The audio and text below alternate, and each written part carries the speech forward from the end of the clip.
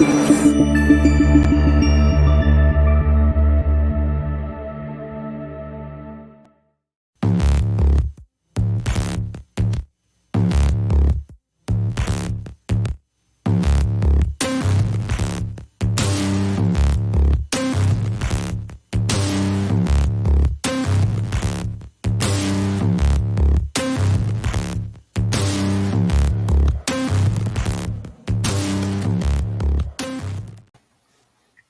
you miss us? Dear diary, do not visit people up north in that cold weather. Good evening, everybody, and welcome to Dead Air Live, right here on the Dead Air Full Spectrum channel. My name is George Lopez. With me, Mr. Ken. Ken, I haven't seen you since last year. Yeah, no, I know. It's been a while. You know what I mean? But it was a leap year. Yeah, I want to thank everybody who came and joined us last Sunday. We were in the chat with you. We did the replay of having Cody and Satori join us for the shocking news of what they're working on and discovering.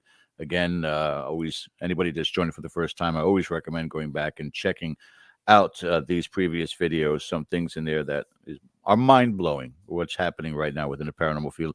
Good evening. A happy new year to everybody. And don't forget to hit that subscribe button.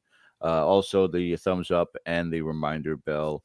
We'll get into that a little bit later on today, too. But Mr. DaCosta, you fared well for the New Year celebration ringing in? You have to define celebration. It's like nobody's doing anything. I don't think we've done a celebration as we know it for about 20 years. We stay home. It's just too difficult to go out there anymore. Are you telling me that when I was up there visiting with you some years ago, that the Onyx moonshine and whatever the hell else we were drinking at the time in your garage, that's only for special occasions and not ringing in the new year? Because that was strong. Like the highlight of the year, which shows you how high my bar is set. Which is scary.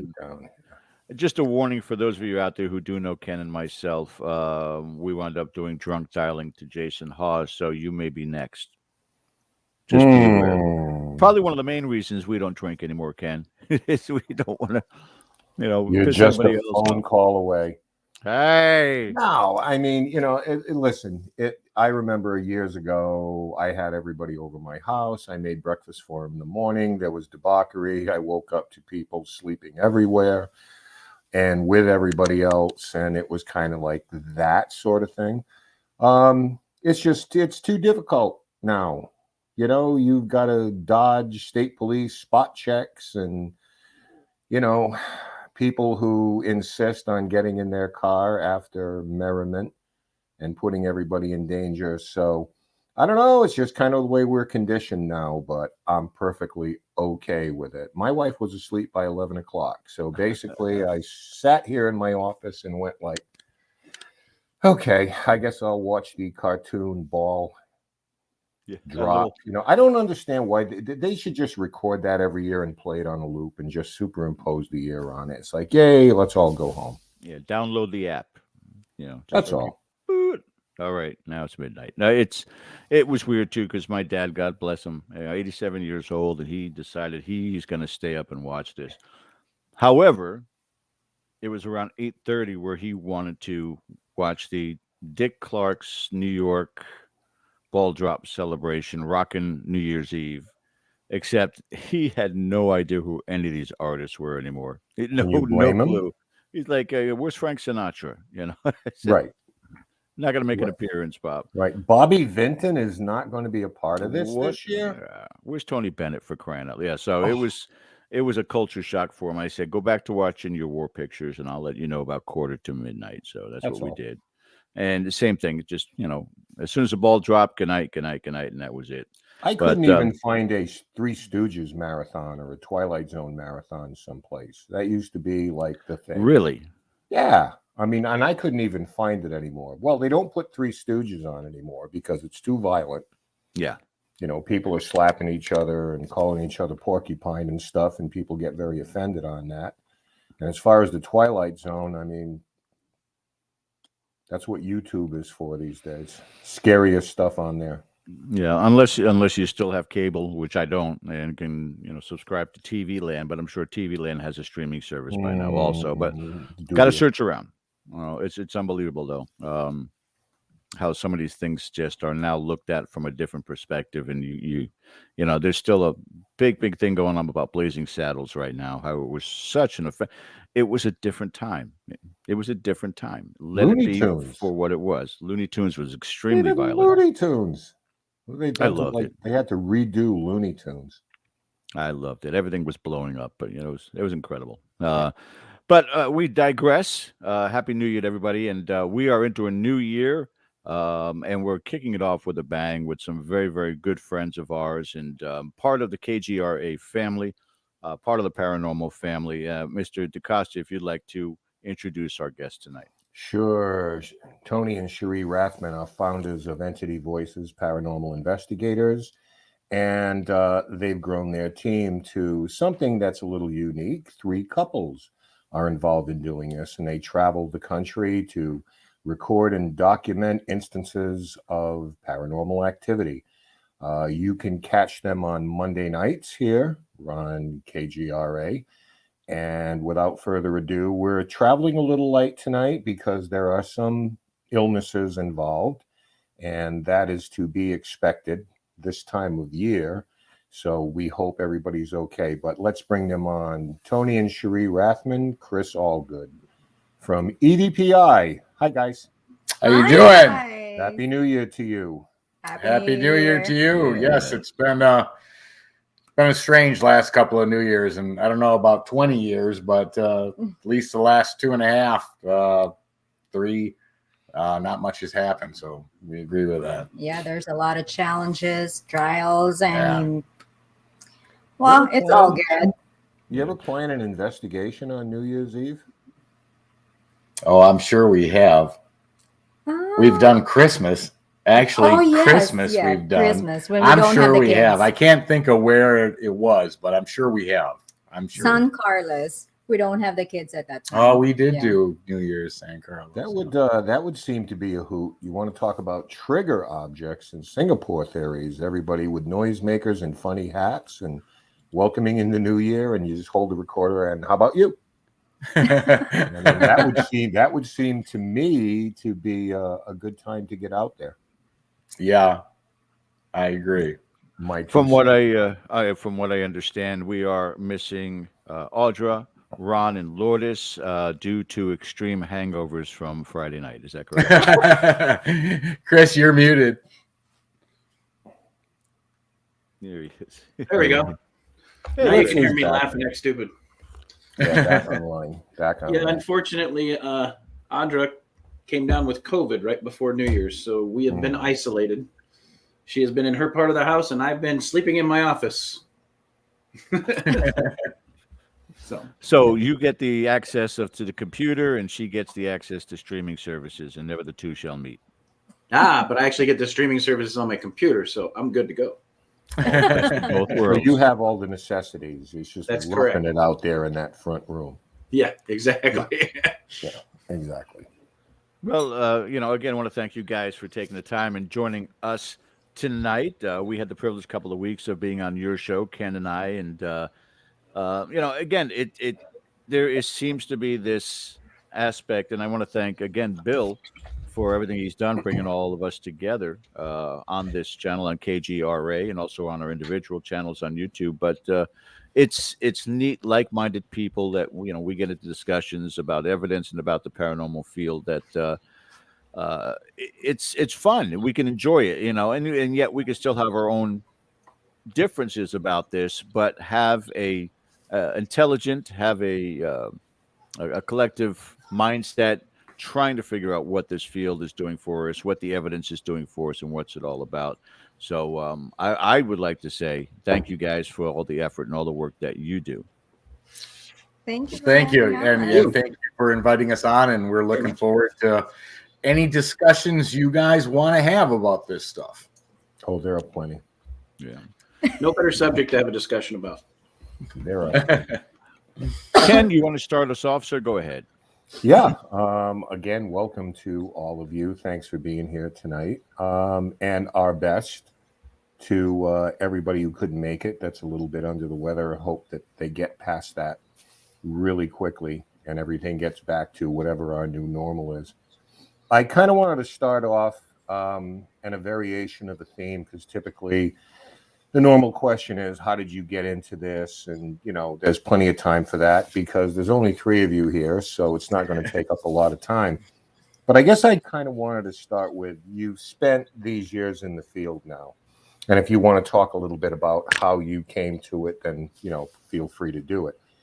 I guess my question is, what sustains you? What keeps you going? What is the thing that drives you, motivates you, keeps you interested? And in the end, what is it that you're hoping to accomplish? Because your thing is all sorts of documentation, but primarily ITC, using spirit boxes, Yacovetti, etc., and so forth.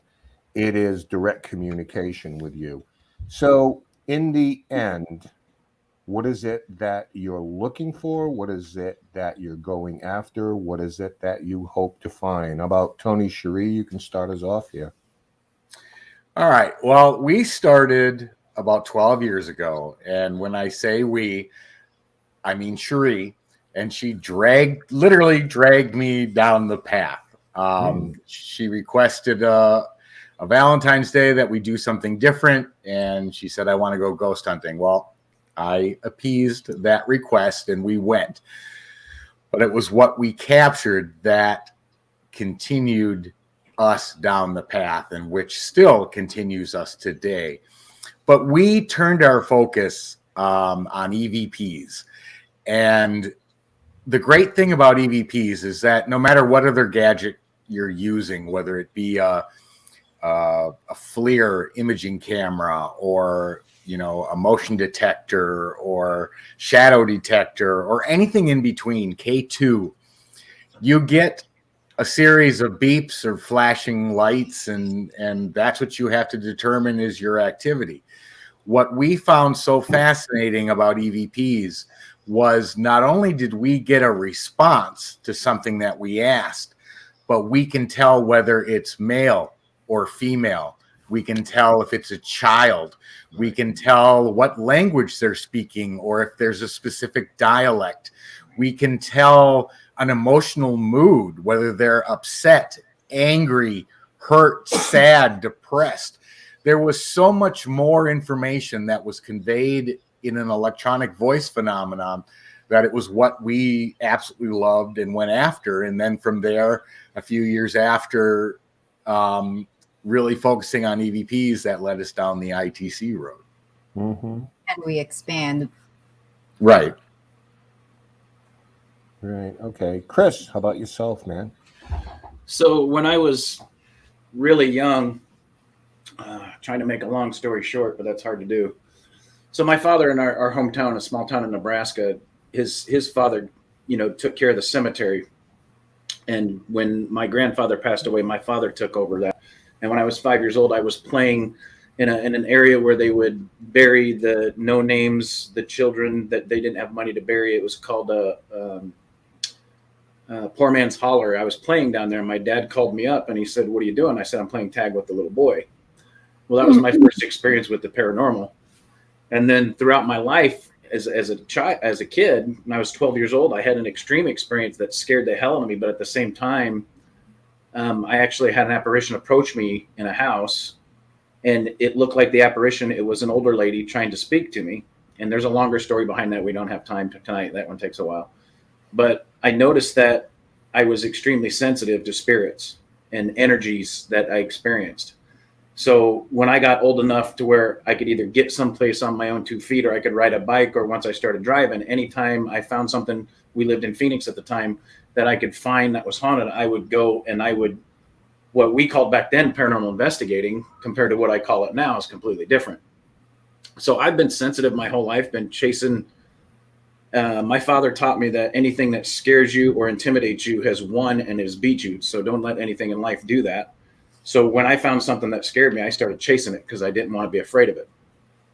Well, so Audra and I met, we started dating, and then she's always had these out of body real dreams, and we started talking about it one night, and I asked her, I said, do you want to go on a paranormal investigation?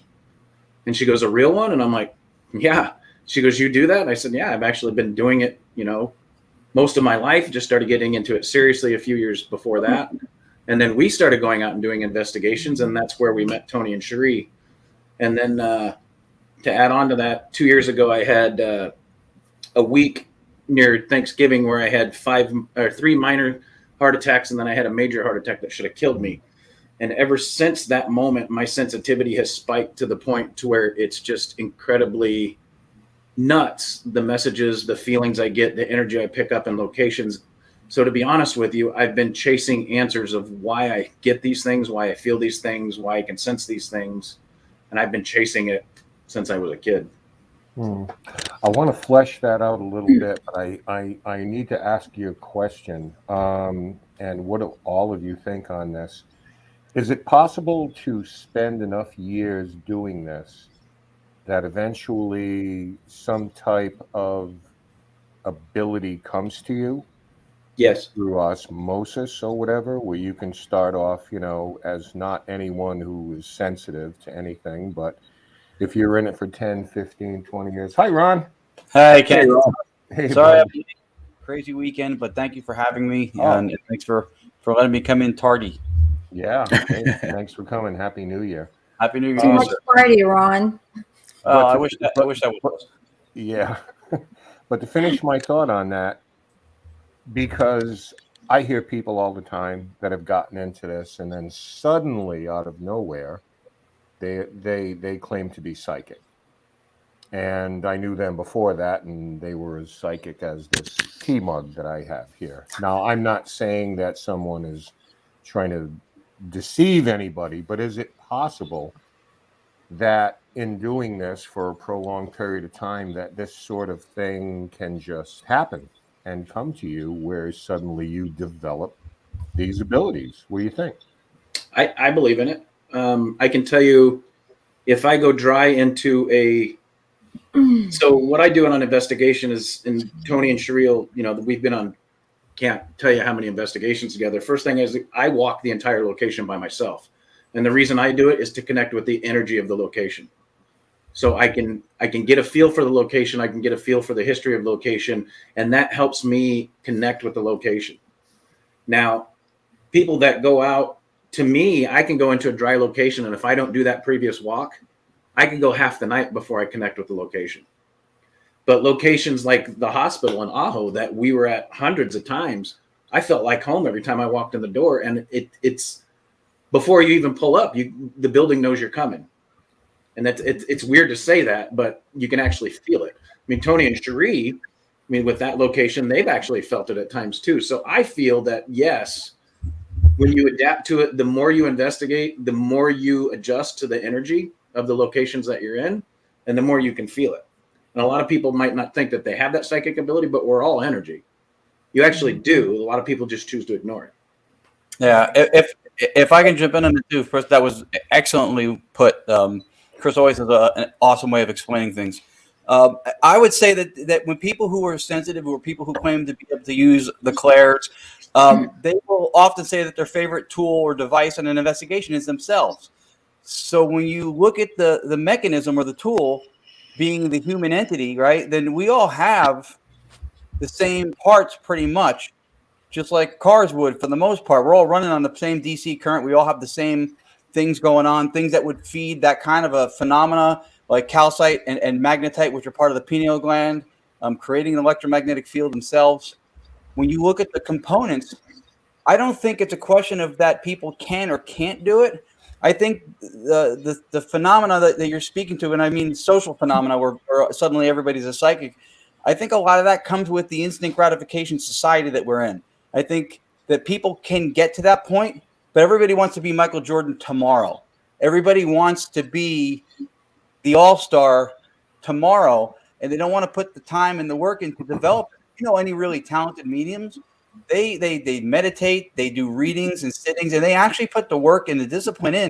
They educate themselves.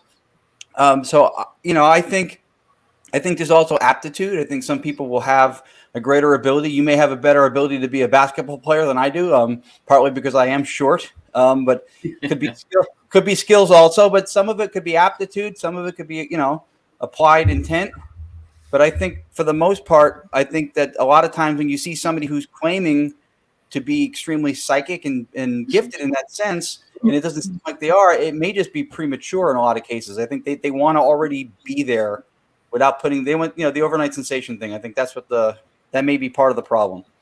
Yeah. And Tony and Cherie, do you think that having those kind of abilities is a positive, or can it at times be a hindrance? If you're trying to go into a place objectively and just document, how do you think that plays out when an investigator and a psychic are one and the same? Neither one of us, neither Cherie nor I, claim to have any psychic abilities whatsoever. We focus on instrumentation, but knowing lots of psychic and even working, I don't know how many investigations with Chris. I mean, he's pulled stuff right off the bat, which we were then able to document. And yes, it has an effect on him. So does the actual equipment. So, the experience of the investigator, if they have true psychic abilities, it's going to play an effect. I mean, I've seen emotional changes. I've seen changes in how they physically react, how they're thinking, how their emotional state is. So yeah, it has a huge impact on, what they're looking for, how they're going after it, and maybe just a simple fact of how they're mentally thinking about what it is they're looking for. I don't think, everybody should have an ability to be a psychic or whatever.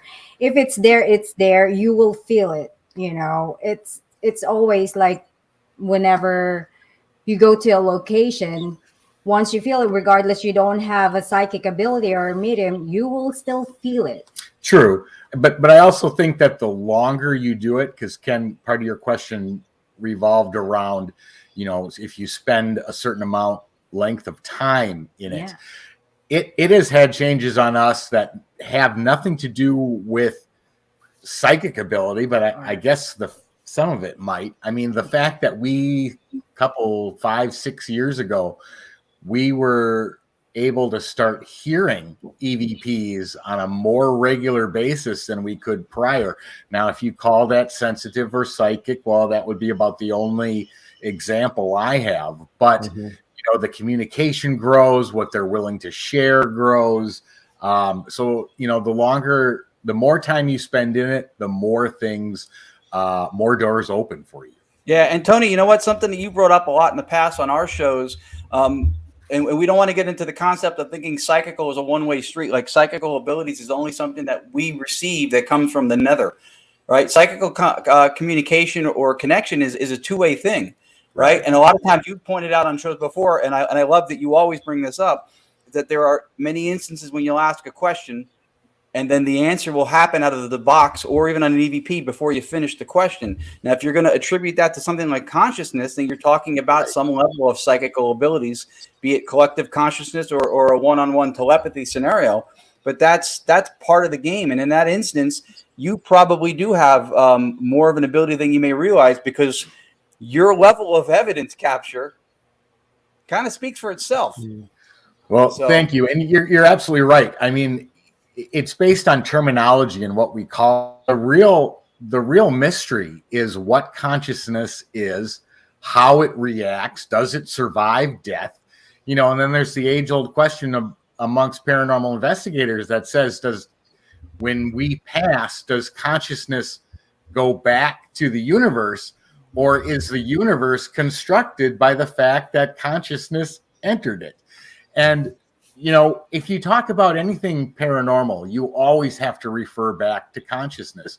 And you're absolutely right about getting the answers on an EVP before you even finish the question, because that communication isn't happening through vocal speech. It's happening through consciousness. And those are really the questions that I think need to be answered is, what is consciousness? How does it work? And it may take a while to get those, but That's what I think it revolves around.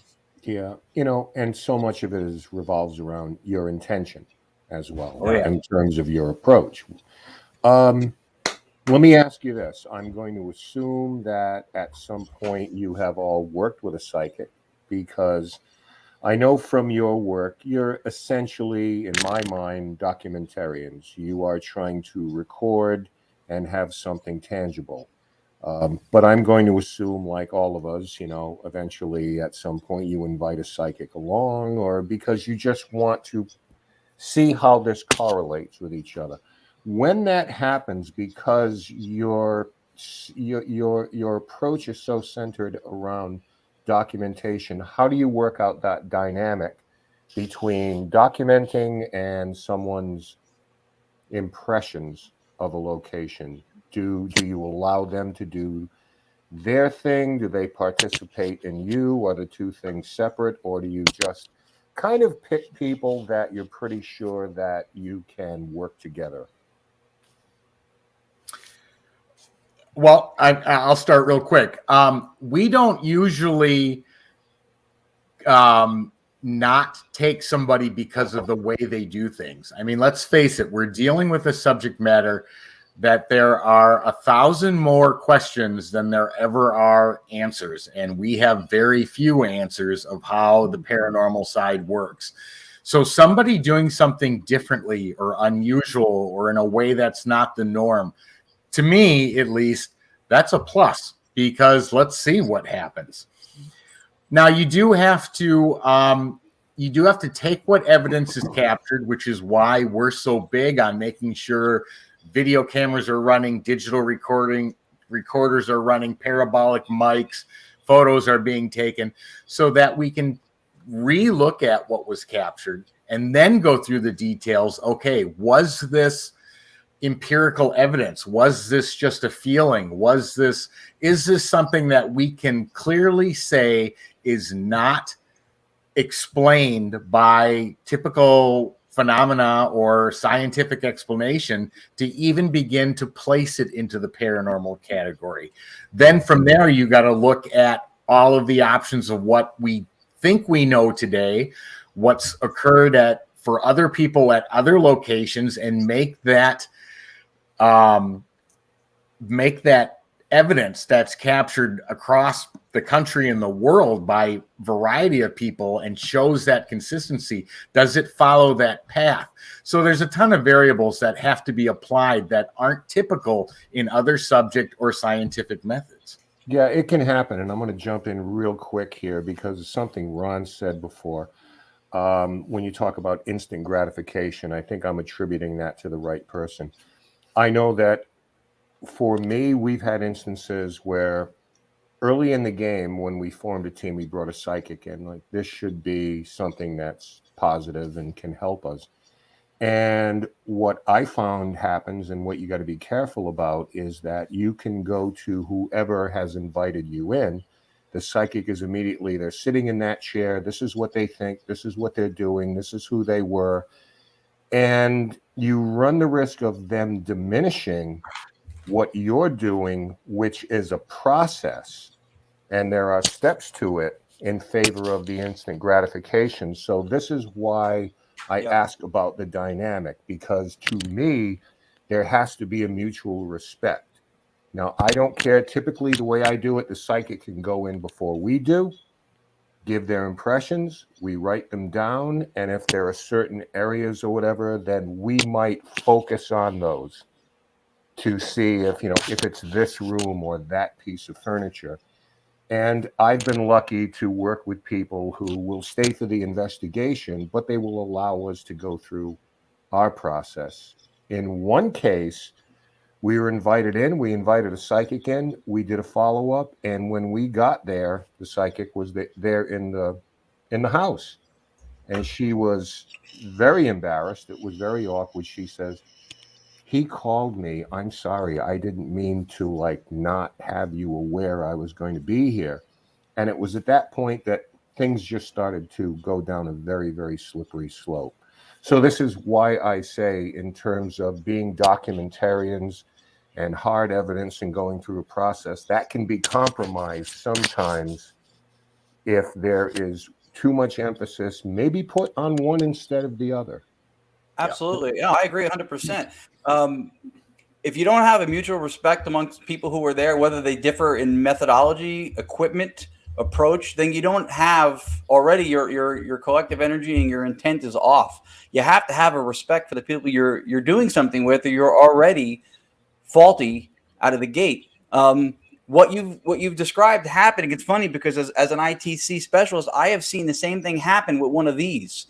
I have seen countless sessions when whatever the obelisk says, they're off to the races. And we used to have an old joke in California, Africa. What happened in Africa? Did you die in Africa? Were you, did you get eaten by a lion? And people start to create their own narrative. Right. Discernment, respect for everybody else who's going on. If I'm doing something and I'm on a quest to get some kind of evidence doing something and somebody else gets something in that moment, then we can run with that.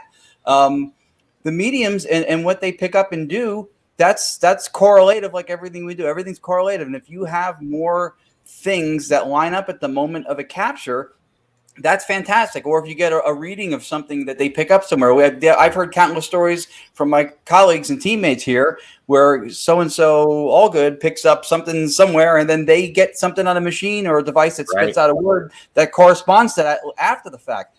That's the beauty of it. I think no one person or methodology, if it's going to be present, should be dominant and be the leading character, I guess, in the story. I think if everything there needs to be used and everything there needs to be respected.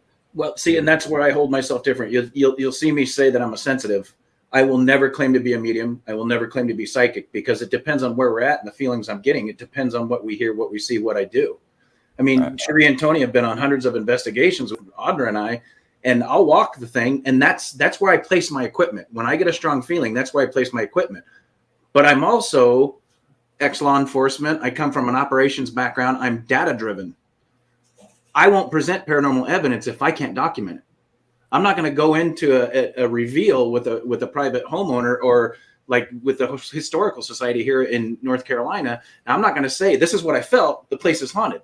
If I don't have hard evidence that I can't prove is anything but paranormal, then I won't present it. Like Tony and Cherie and I and Audra have been on investigations. I won't say a word. I get a feeling, I follow it. And until that feeling is so overwhelming, I just can't take it anymore. I don't even say anything. Yeah. And that's usually when we catch the evidence. But I don't claim to be psychic. I think there needs to be if you're going to be an investigator and somebody that's sensitive, you got to be able to balance the two. You can't come in and say, this is what happened here. The abilities of a medium and a psychic is fantastic, but it's hard to cross that with an investigation and prove with evidence that it's paranormal. If I can piggyback on that too, Professor, there are instances where psychical abilities have been studied and logged, and they have yielded hard data that was measurable and quantifiable data. I think the key difference is when you go on a paranormal investigation, nobody's setting it up to do that with psychical abilities. They get whatever the medium says, they follow it, they pursue the lead. I feel this, go to that room, I see this person there, there's an entity in the corner, and that's as much as what you work with. But there's been studies when they were testing telepathy or any of the clairs, and they had people in a grounded cage, in a literal human-sized Faraday cage on a floor that was glass, stuff that didn't conduct, and then they put them outside in the same cage on dirt and put a metal rod into the ground inside and outside of the cage, and the over chance quantity of data that they got once they changed the setting to be able to do that yielded much higher than chance results. So it's measurable, but in the field, those abilities aren't getting used, I think, maybe to their fullest as far as data recovery and data recording. Agreed. Yeah, that's kind of what I was trying to say. Thank you, Ron. That's a great. Sorry. Yeah, that's a great point. And the other thing that Ken said is that, people, the two biggest words is that investigators do things differently. To me, that's great. But that whole respect aspect of the people that you're with, that they respect the way you do it and you respect the way they do it, absolutely vital to making sure that investigation goes out right.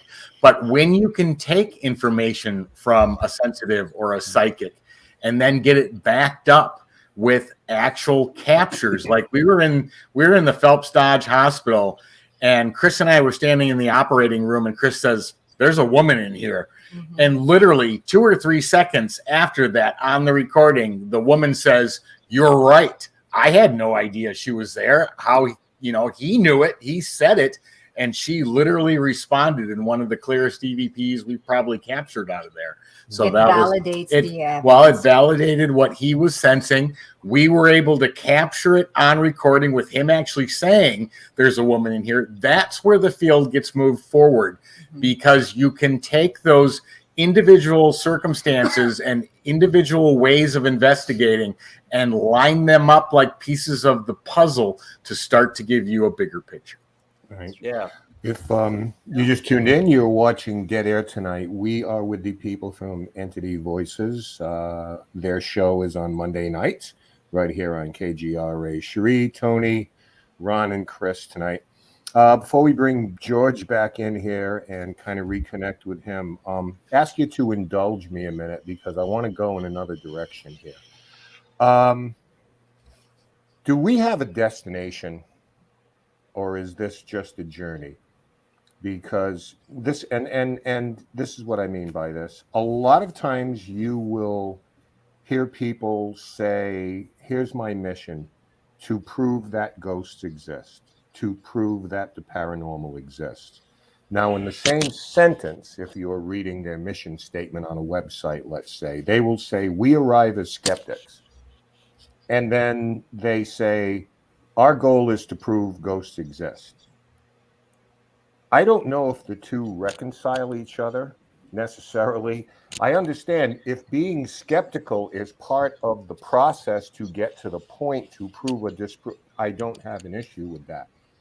But when we're talking about a destination here, and I equate this to if you were dropped in the middle of nowhere with just your car, no GPS, no Waze, and you're looking for a mall. The chances are good that you would drive around maybe for hours, depending on where you are, to find that mall, because you don't have a GPS, you don't have a map, you don't have anything to guide you there. Is it a false equivalency, or is it fair to say that the paranormal is very much the same way? We don't have a paranormal GPS. We may go for years or hours in the micro level at a location. We don't have a roadmap. Yeah. So when you're trying to arrive at a destination, it seems to be self-defeating for me to say, yes, this is where we want to go. We want to prove this exists, because every one of these places is volatile. They're different. It's not the same everywhere we go. So Right. I kind of make that analogy. So at the end of the day, are we just on this road to a destination that we may never get to, and we're still riding around in our car trying to find that metaphysical mall here that we're looking for? Or are we making inroads in this, or is the important thing the process that we're going to go through? If I can lead, because I'm chomping at the bit on this one, because first of all, I love that you ask questions like that. I mean, that stuff is the stuff that we need to think about. What I find interesting about the field, and when we talk about a unified front and any sense of moving forward, when you ask somebody how they got into the field, we always allow for variations in individual path. But then when we talk about going forward, there's no more individual path. It's everybody's got to be on the same page, holding hands, singing Kumbaya, saying ghosts exists. By definition, proving beyond a shadow of a doubt that the ghosts exist or any of that paranormal, I don't think that's ever going to happen to that degree, because you're never going to remove personal bias from that many people collectively. The people who are tenured in it, people who have dug their heels in on it, are just not going to jump the fence that easy. It's like trying to change religion or somebody's favorite sports team or political side. It's a core belief, and it's difficult to shake that. I think individually, the thing that we should share is integrity. The thing that we should share is a genuine article, is the passion for doing it, not for 15 minutes of fame, but for actual answers, and hopefully not just helping ourselves, but helping other people who are doing what we're doing. I think that that's most important, because if you look at just some of the ITC history that was collected in Europe, if you look at the hoops that Marcello Bacci jumped through in Grosseto, Italy, and then when he came to the States, he has done everything and 10 times more than anybody in the field has done to prove that he was getting anomalous vocals. And there are still people who won't believe. There's still people who doubt. Skepticism is an integral tool to what we do. People who call themselves skeptics are not often skeptics. They're believers. They use the word skeptic because societally and sociologically it has positive connotations of being educated and well-spoken. But in fact, if you say that none of this stuff is real, you're a believer. It's just a different paradigm, and it doesn't jive with the ones who think that it does. Mm-hmm. Well said. Yeah, I think that there are, and to just finish my thought, I think, Ron, there is being a skeptic and there's being skeptical. And sometimes we have to delineate between those two things. Absolutely. You know, because we're not coming in as true believers. We're not coming in as none of these things exist. I think that you quantify what we do by keeping that objectivity. So I thank you for that. George, sir. Yeah, I'm listening intently with everything that's going on, and you know, there are at least, I don't know, do you guys do the same thing throughout the week, Tony, where you're on the phone with each other? Ken and I will be on the phone on average 3 to 4 times a week, and it goes from just a 10-minute call to a 2-hour call, and we just go round and round with regards to this field and our opinions on that. Do you guys do the same thing? We will share everything. We've got Facebook groups that will message, send evidence, share evidence, talk about things coming up. We do that literally all week long. Ron will share his DRV stuff, every day. EVPs, Chris, stuff we've captured, where we're going, places we want to investigate. I mean, it never ends. Yeah, and we have a happy hour. Yeah, we used to do EVPI online happy hour because we're all over the country, but give again for our listeners, and we'll do this at the end of the show also, but some of these locations if they want to join in on some of this dialogue. You talking about our show, or are you talking about your happy hour, or is that just an in-house discussion? Oh yeah, that's just an in-house thing. Every Thursday. Like so you can join us. Yeah, well, we'd be more than happy to. That would be fun. I wanted to ask you guys a couple of different questions, and I'll go around from the top left. We'll start with Ron, but a couple of things that came to mind while you guys were talking with Ken also. And if it's somebody has already in place the answer and they want to go first, but Ron, I'll put you in the firing line. Yes, sir. With what you guys do every Monday, and you're looking at some of the best evidence that's being presented out there in the field, you guys go out and you do investigations using the best techniques to get the best evidence that's out there. In your learned opinion, what are the top 5 worst mistakes investigators make in evidence collection? Top 5 worst mistakes?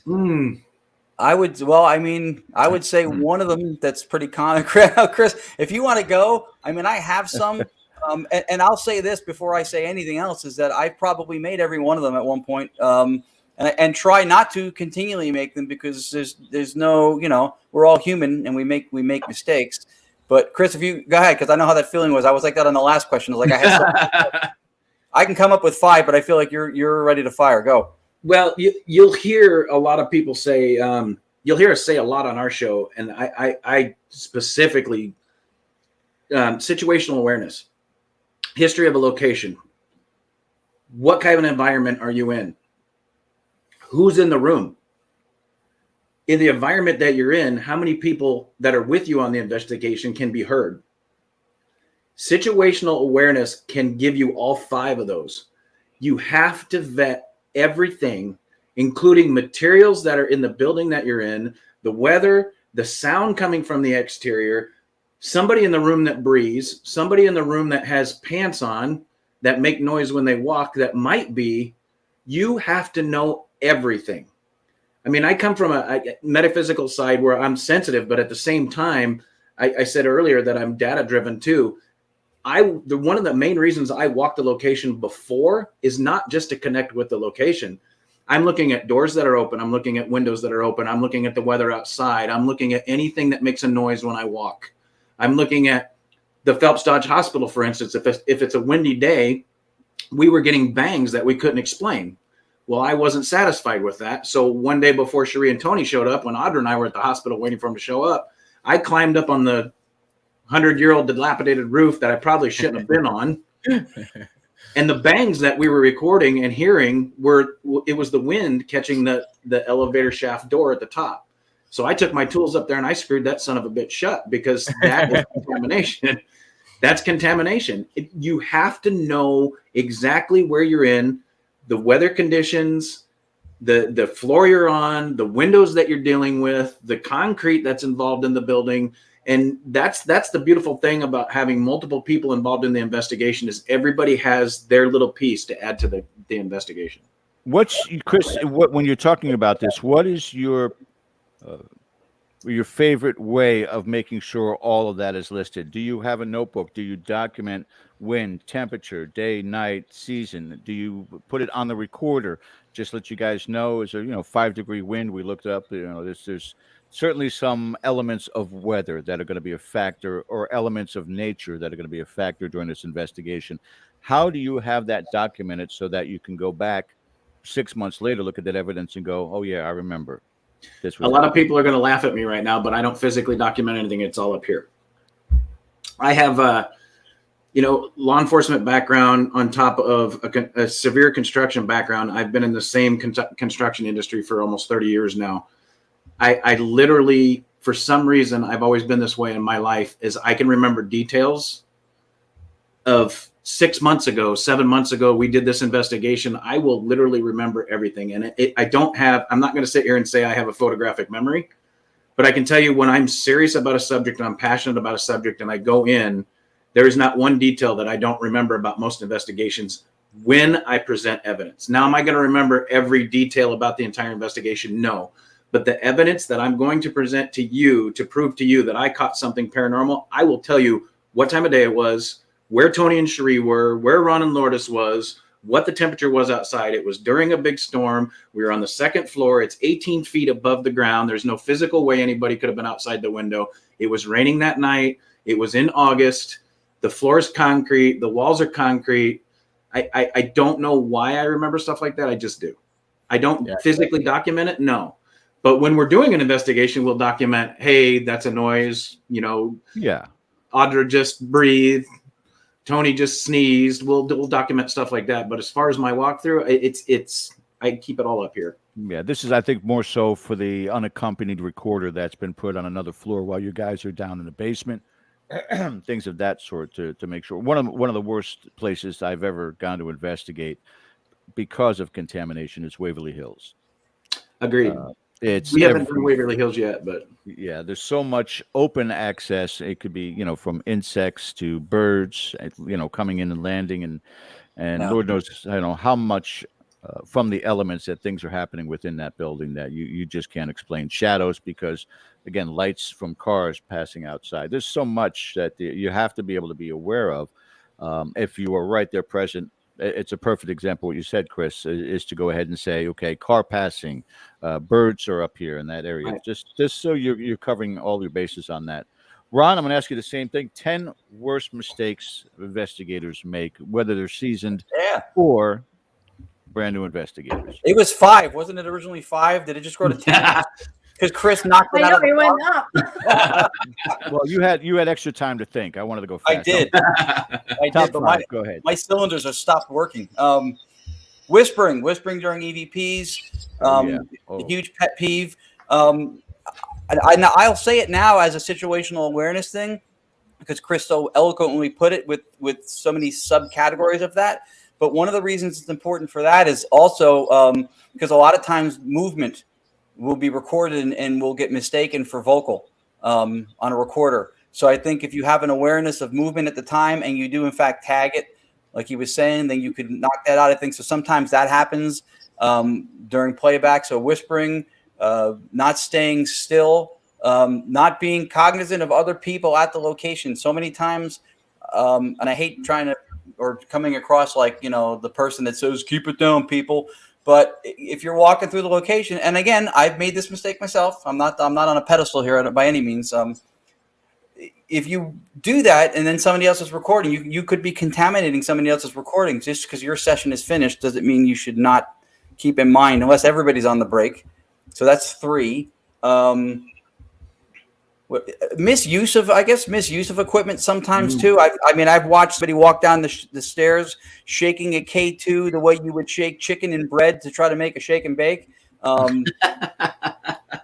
And then lo and behold, the lights are coming on. Yes, the lights are coming on. I almost had a seizure watching it. So no, that's not good.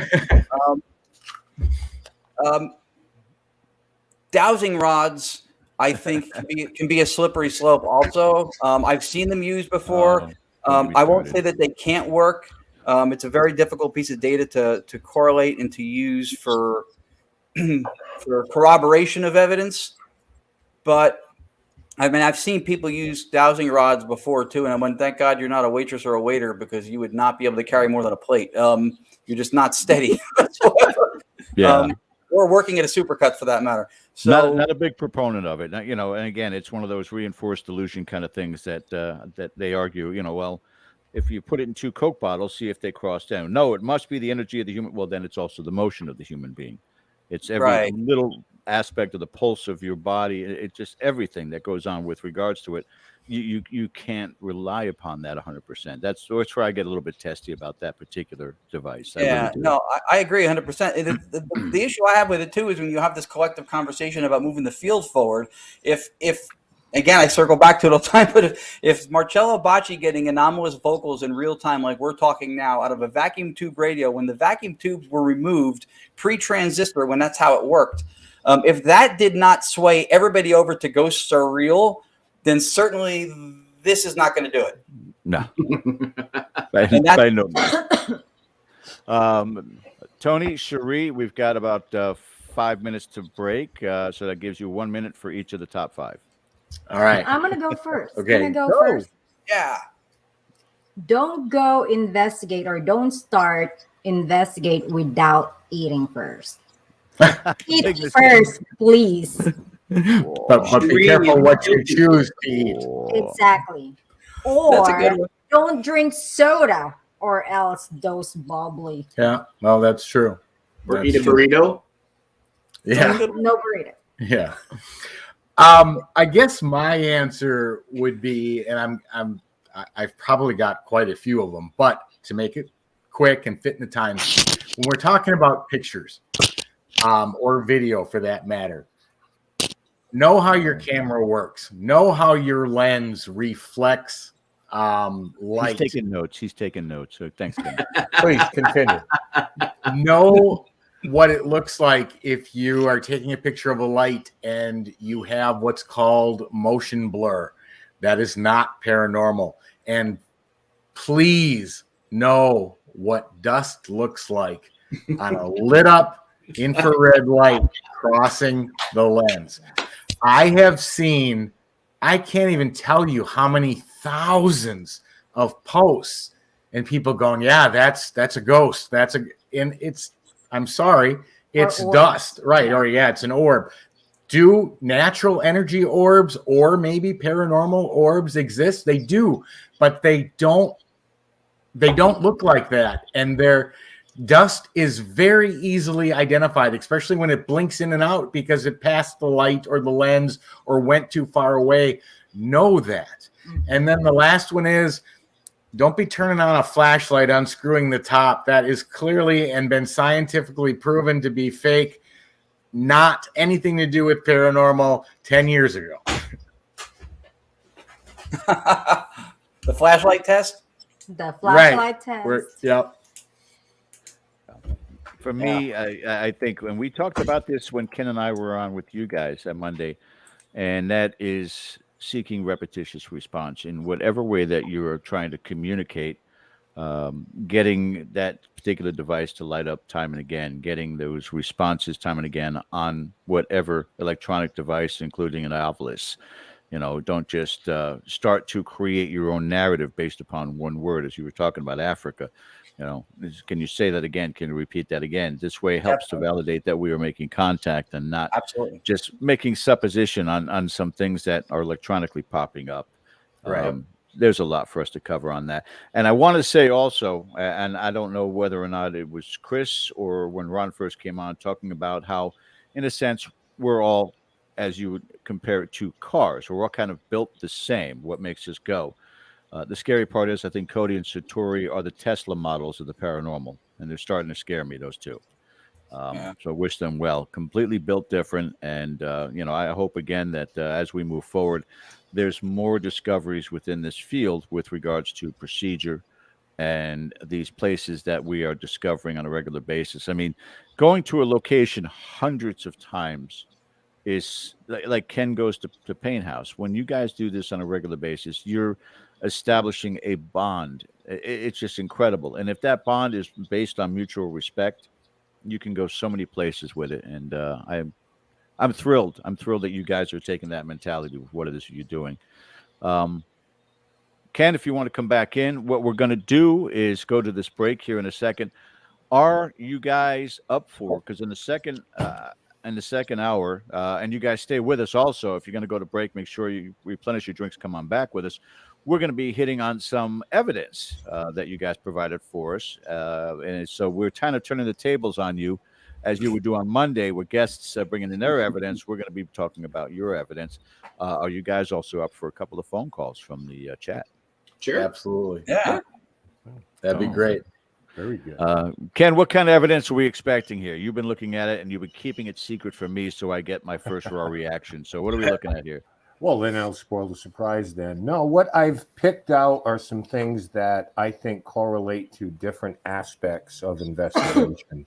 Direct contact or the perception from the other side, whether they can actually see into our physical world or not. So we'll be able to touch on some of those things and kind of dig down a little bit deeper how this whole thing works. So I'm looking forward to that in the second hour. Yeah, this is going to be great. You guys stick with us, and we'll be back on the other side of the break. By the way, Cherie, she sneezed, so COVID. We'll be back. You are watching Dead Air Live on the Dead Air Full Spectrum channel. Stay with us. We'll be back on the other side of this break.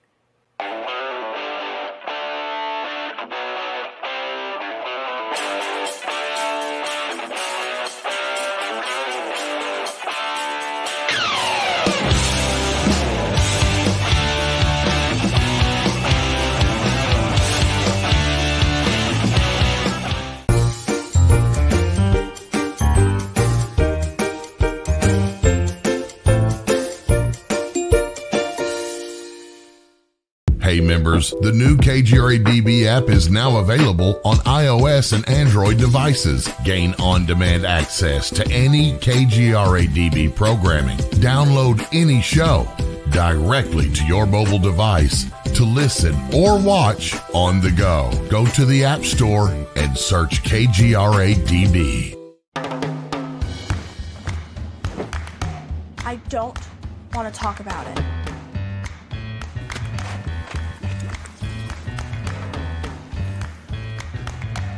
I don't want to talk about it.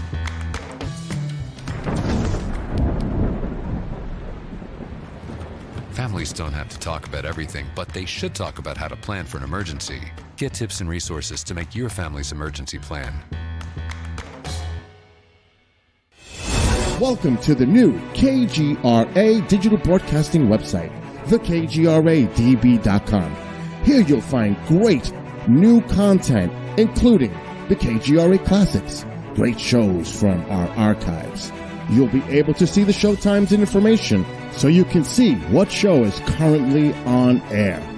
The On Air Live button. So just go to this section and you'll be able to hear the show live with exceptional sound quality. We also have the Vault section. Make sure to subscribe to get access to great content and special features.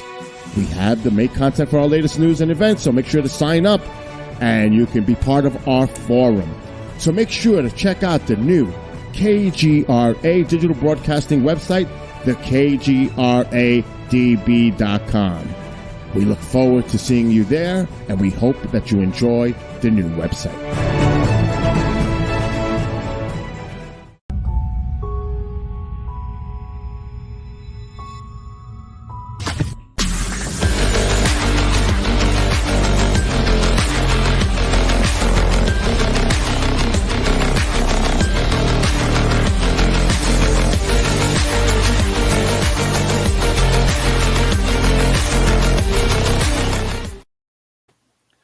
And we are back for the second hour. Welcome back, everybody. And again, if you are looking to get into that KGRA app at a discount, use the promo code.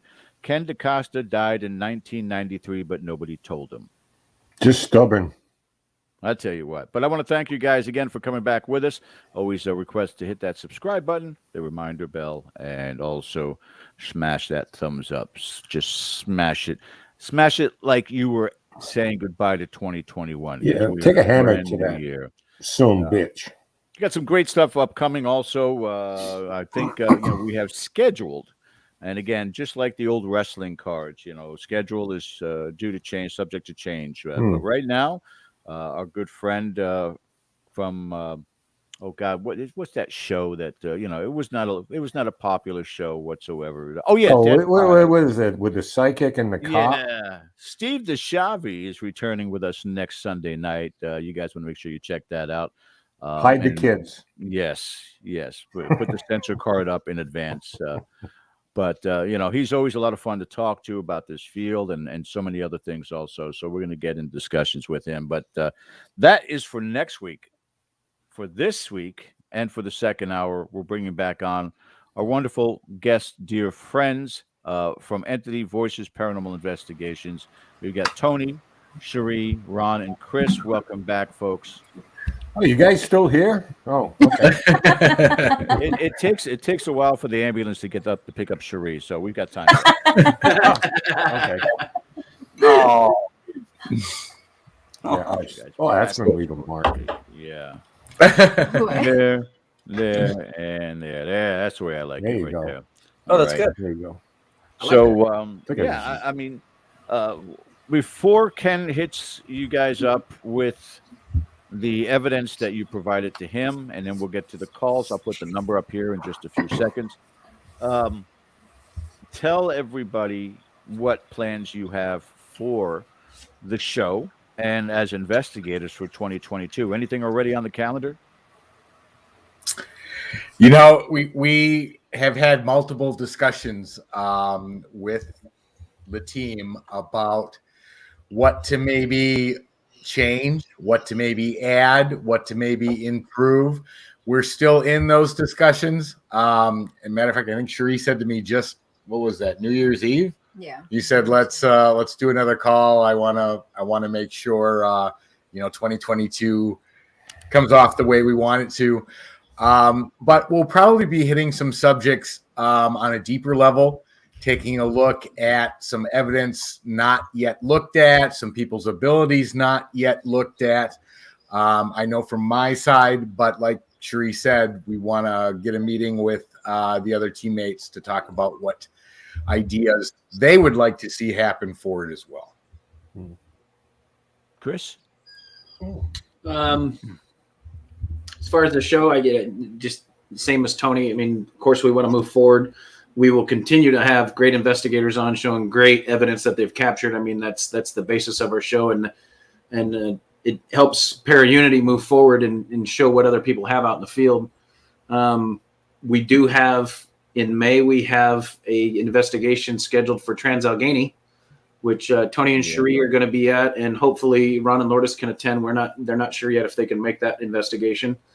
You're going to have to probably talk to Ken's wife surreptitiously, Dawn, find out whether or not he can take a tranquilizer dart so that you guys can kidnap him and take him to Tala for the first time. Oh, Ken would love it.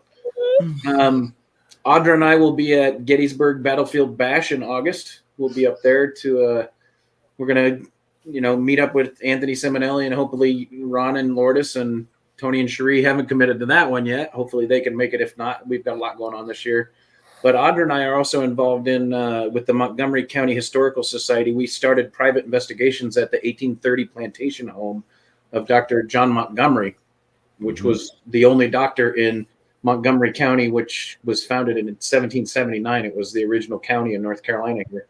And then we're also going to start public investigations where in probably sometime around March or April, where we're going to allow people that are interested in the paranormal field. We used to do this with Tony and Cherie at the Phelps Dodge Hospital, the Copper Canyon Paranormal Research Center in Ajo, where we're going to bring new investigators in, show them how to use equipment, and teach them how to do an investigation.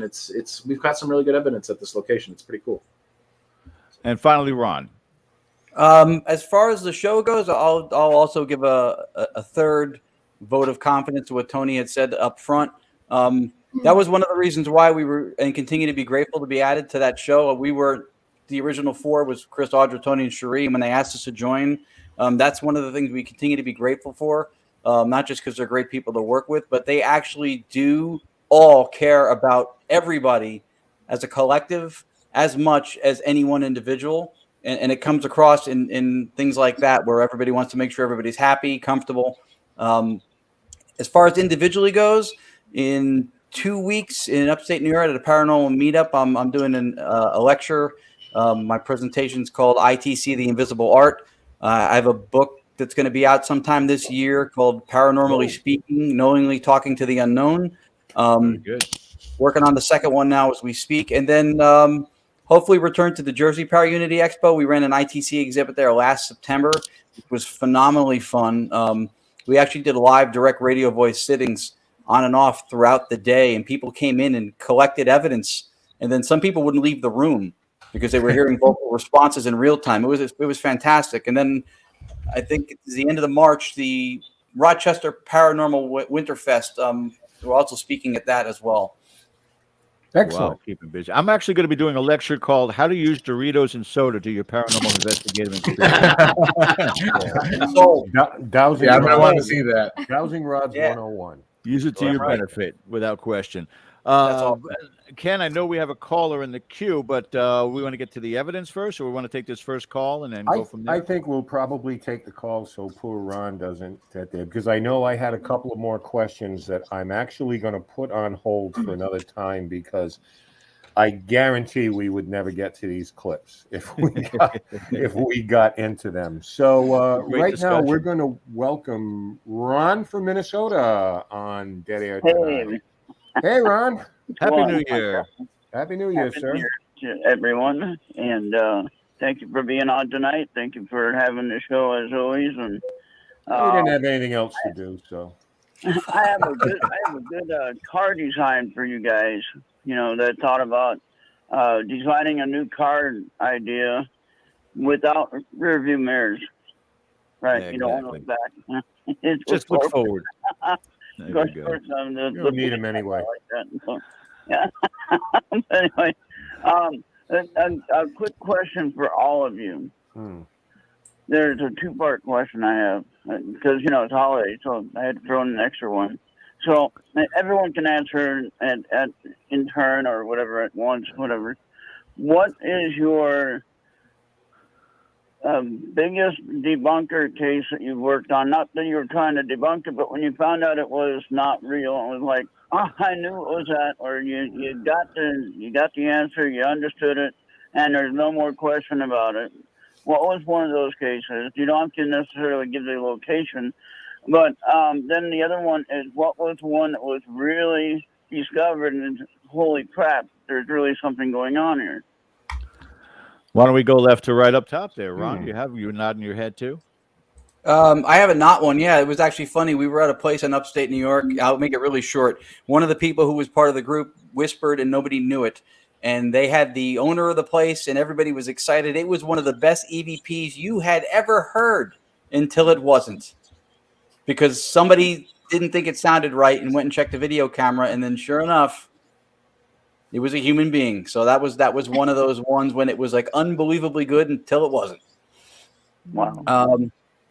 As far as something like that was surprisingly authentic, was not thought to be at first, I'm trying to think of anything that would have been specific to seeming like it wasn't paranormal and then turned out to be. I mean, like everybody else here, I'm sure I can come up with a bunch of things that were staggering. I'll give you just a for instance. First time at David Oman's house in where the Manson Tate murders happened. The first time I was there, 7 of us watched a huge picture of a movie poster come off the wall in slow motion by itself with a glass front and a frame, literally like a person would take it off one hook at a time. So that was you had that on the video, I think. Yeah, you shared that on the video one time. That's right. And I remember that. Yeah, that was interesting. I was like, how did that come off the wall? That'd be one that would be scratching my head. But what about some of the others? Some of the other people in your panel there. Tony and Cherie. I don't get to hear from Cherie ever. So how about? Hi, Ron. Well, the one that I can think of that literally just got blown apart, and this is something a lot of people don't think about for people who get information from things happening, is that there's a whole nother set. There's a paranormal side. There's also a psychological side that has to be taken into consideration. You know, are the people who are claiming what they're experiencing, are they taking medication? Did they stop taking some medication that they're supposed to be taking? Are there drug or alcohol problems? Are there some sort of depression, mental instability, concerns within the household, stresses? But we had a case where we were being told all this stuff was happening, and it turned out to be a variety of the things I just mentioned. I don't want to specifically say which ones it were, but I mean, I was being sent EVPs that were 12, 15, 30 minutes long. There wasn't a thing on them. There was no vocal whatsoever. And so, you know, there's a whole nother side of doing paranormal investigations, that you have to make sure that what you're looking for, there's some legitimacy to what's being said. So that's an example where we realized we couldn't find anything to substantiate the claims. And the other All one right, is and, yeah, go ahead. Yeah, go ahead, Kirk. We had one recently where a group reached out to us and wanted us to help them do a private, that there was recorded poltergeist activity. And I said, let's talk about it. Can you show me evidence of what they've captured so far? And they actually sent us a video, and it was a 3-second video of a glass being thrown about 3 feet off of a table. So I reached back out to him again and I said, hey, can you send me the full video? You've cut the clip down to 3 seconds. I need to see the full video. Well, the full video revealed a fishing line. Oh. So it was somewhat disappointing, because they really wanted help dealing with the poltergeist, but when the poltergeist is the people in the house, it's kind of similar to what Tony was just saying. It's unfortunately, Ron's brought it up in the past too, or in a little bit of the show. People looking for that 15 minutes of fame. What can we do to get people here to bring attention to me? It happens. Or I just need attention. And unfortunately, in our field, there are people out there that need that attention, but we're not here for emotional support. Unfortunately, we're here to help you when you have a real issue. And then the one thing that really convinced us, the 1930s Montgomery house, we were convinced this house has been there since 1830. We didn't think we were going to find anything because there was no major events. The first investigation, we got a response from a little boy saying he was here. Audra and I both got the sense of a little servant boy, his name, and then I got the name Joseph. When we presented it to the Historical Society, they went back and looked at the old census and found a 5-year-old boy named Joseph in the house. I still have the picture of this 1870 reference. So it's the validation. We didn't think we were going to catch anything. We did catch something, and then we actually confirmed a name that we picked up metaphysically, not off of a recording or any evidence, but we actually got a confirmation of something that we both felt in the moment. So that was a pretty good. That's a fantastic example. That's a fantastic example. Ron, do I get one too, Ron? Yeah. Yeah. Okay. Of course. I had a case where a woman called and having lights floating around outside of her house. So when we went there, real quickly, we did all our due diligence. And what I decided to do is take soil samples of her house because I had a suspicion. And what it was loam, sand, peat, and clay, which are the signs that the development was at one point a swamp. So what would happen is she had a high-speed train not more than 200 feet from her house that would zoom by periodically. I guess you get used to it after a while. But every time that train would come by, our tri-field needle would ping. It would absolutely buried. So what was happening, the energy release from that train was going by, was igniting the organic matter. They're called spook lights. They're very naturally occurring phenomena. But this is what was happening. So the latent organic matter in the soil was actually being lit up by the train. The end. Interesting. All right. Well, Great job defining it, though. Yeah. Oh, yeah. And I just want to say thank you again for the show and Happy New Year again. You're welcome. And I'm glad that we all survived and we got through last year. And it seems like we're starting to, get to move around a little bit more and go on some things and do some projects. So hopefully we'll see more of that activity and things like that, coming out. For sure, Ron. Thank you so much for calling tonight, buddy. Thanks, Ron. Yeah, have a good night. All right, Thank you. too. Happy New Year. All right, do we want to start hitting these things, George? Yes, because you've been holding them selfishly all week long. You didn't give Hey, me we any took a chance to call. look at them. Oh, Yeah. I can't find them. I lost them. Never mind. Son of a. Okay. Hey, listen. Okay. In no particular order, we bring you, as George says, turning the tables on you folks. The first example, and these aren't in any particular order, but George speaks about this a lot. And we have on your show, when you had us on as guests, the idea of repetition, using the spirit box in terms of repeating something, repeating a name, or some statement that's made to validate it. And it's very important. And we have one here that I just heard not long ago, and I'm going to call it the 137 video. Some of these have been clipped by me to, just kind of condense them a little bit. But give this a listen, and this is a prime example of if you're going to use a spirit box or whatever it is, this is what you need to do. Okay, so here we go. If you can hear us, can you say log 137?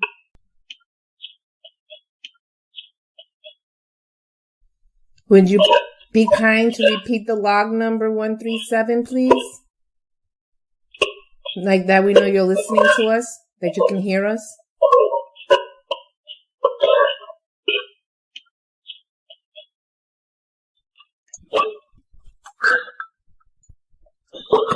Yes! It said it. 137 in a row. Thank you very much. Okay. Outstanding. That's awesome. That was a direct radio voice sitting that Lourdes and I did. We've been doing them for over 2.5 years without missing a single week, at least one sitting a week. I'll show you the radio we use. This is a methodology from Europe that predates the Ghost Box. That's the radio we use. Mm-hmm. We were on a long wave frequency, barren of any radio emissions. It was not sweeping. Hold that up again. There we go. So that's a Grundig 2400 satellite. We were using a long wave frequency in the 200 kilohertz range. No broadcast at all. That was literally just a white noise channel that was piped through, and I had an AI component on the computer just to separate background vocals from noise, should you have any vocals, which is why you can't run a Ghost Box through it because it already uses vocals. And we were asking for validation of our 137th sitting, and it was very slow and very clearly enunciated. And then I repeated it on there one more time. And it was, like you said, Ken, you look for those moments because that was so distinct and clear. Like we flipped out when we heard it. Well, what I like about taking the randomness out of it is paramount. Yeah, and the point of them on the other side making the effort We're going to slow it down and say each of the numbers rather than say something so fast it's misunderstood. Boom, boom, boom. Now you hear it clear. Now you hear us. Brilliantly done. That's a huge compliment coming from you guys. And I will say, on a humorous note, 138, 139, 140, 141, 142. They won't say it. No one's saying it. They're not giving away the secrets at that point. I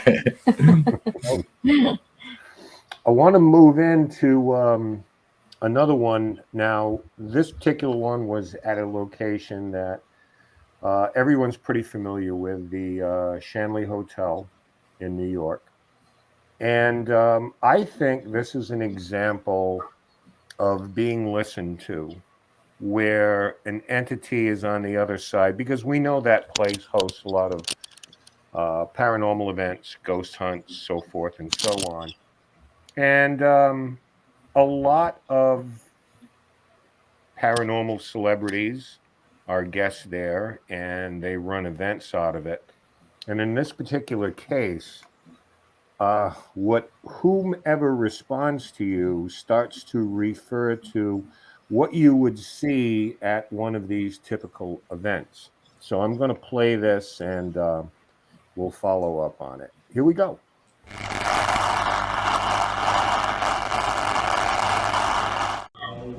Yeah. Yeah.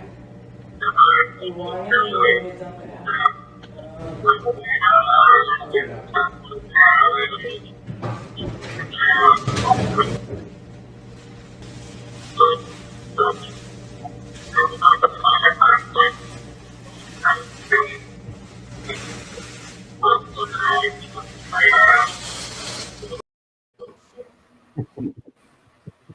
That was the same. That was the same radio. That was the same boombox radio that we showed you on the other one.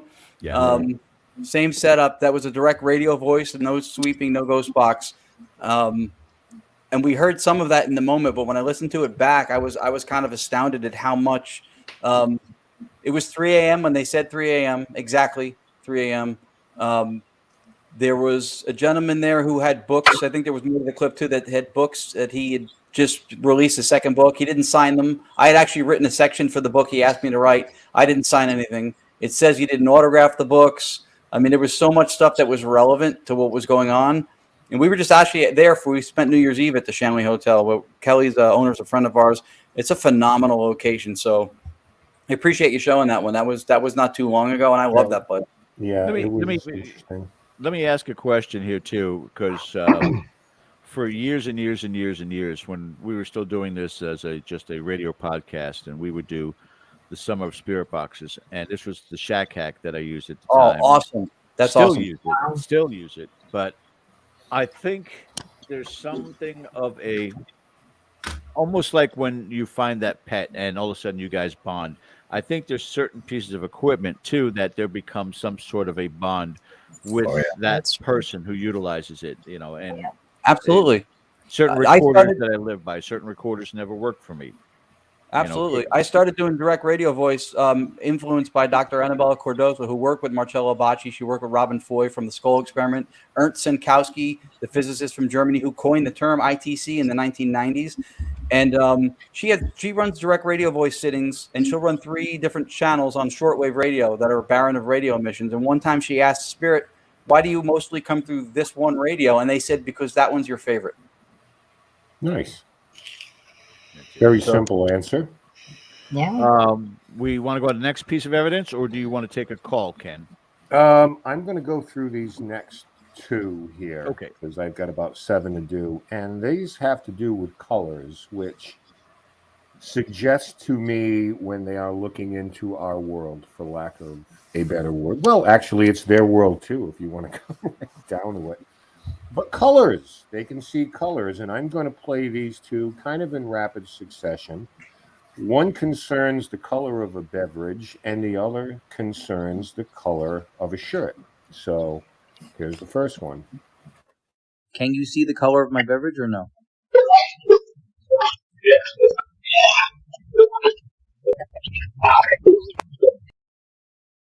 Can you see the color of my beverage or no?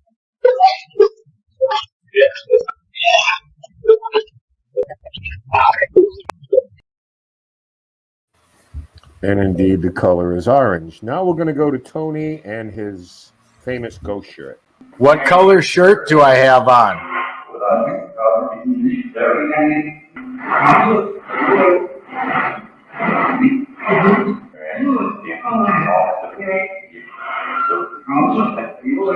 All right. Well, thank you for communicating with me.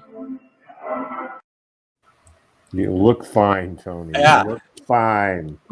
That was the weirdest part of that response. I was impressed to get that it looked gray because it was, but that end part, and like I said, that was a reverse speech box, meaning there isn't a single word in there.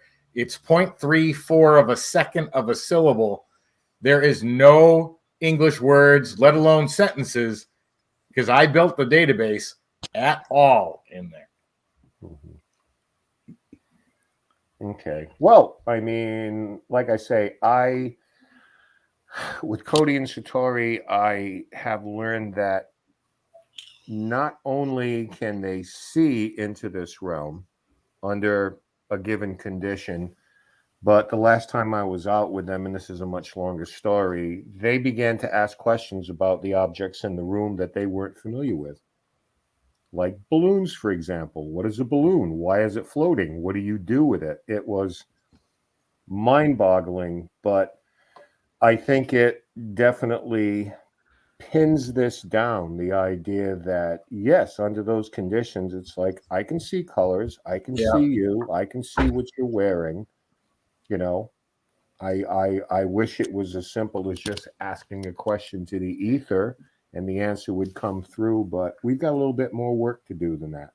Yeah. Would it not be an amazing contribution to this field if an individual or a group or someone who has the knowledge and the wherewithal to build a database? Can you imagine all the different people who are out there testing the waters with different devices and getting the responses back, finding out the commonalities that we may be missing at this point in time? That's brilliant. That's the number one reason for Power Unity right there. Not so that we can all get together and have crimpets and coffee. That's the number one reason for Power Unity right there, is to have a collection of data. And the interesting thing is, and I will say this on a lot of shows, is that I think collectively the people like you guys who've been doing this for a while and the people in the field are really doing more for the field than science or the scientific community is.